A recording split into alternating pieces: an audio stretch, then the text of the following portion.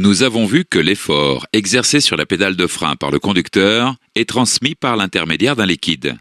Le maître cylindre utilise le liquide de frein pour transformer l'effort mécanique de la pédale de frein en pression hydraulique. Nous allons voir comment fonctionne le maître cylindre.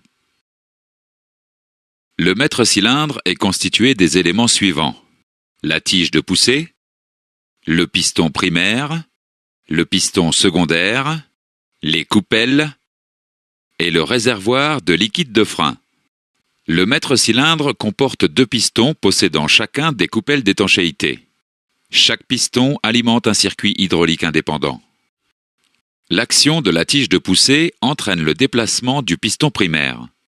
Le déplacement du piston primaire génère une pression dans le circuit hydraulique primaire. La pression hydraulique dans le circuit primaire provoque le déplacement du piston secondaire.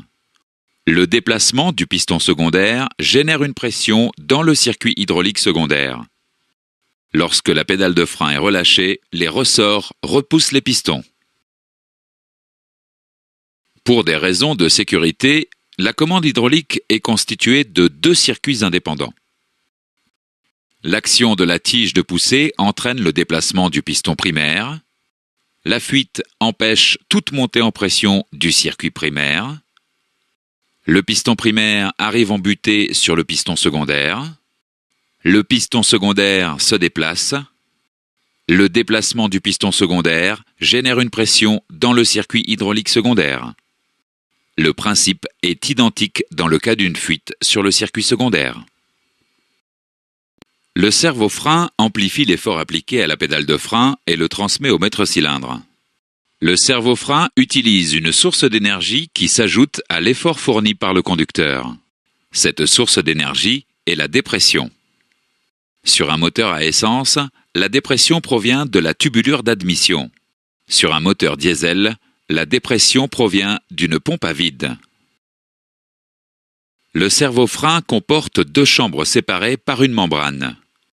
Les chambres côté maître cylindre et côté pédale communiquent à l'aide d'un clapet contrôlé par l'action de la pédale de frein. Un filtre, situé en entrée de la chambre côté pédale, purifie l'air. Le filtre doit être propre pour que le servo-frein fonctionne correctement. Lorsque le moteur fonctionne et que la pédale de frein est au repos, le clapet de communication est décollé de son siège. La dépression est égale dans les deux chambres du servo-frein. Lorsque le conducteur appuie sur la pédale de frein, le clapet de communication ferme l'orifice entre les deux chambres. La pression atmosphérique s'établit dans la chambre côté pédale. La dépression dans la chambre côté maître cylindre aspire la membrane. Et la pression atmosphérique dans la chambre côté pédale pousse la membrane. La différence de pression entre les deux chambres amplifie l'effort initial sur la pédale de frein. Lorsque le conducteur relâche la pédale de frein, le clapet de communication entre les deux chambres s'ouvre. La chambre côté pédale est à nouveau sous dépression. Lorsque le moteur est arrêté, un clapet de retenue assure une réserve de dépression dans le servo-frein.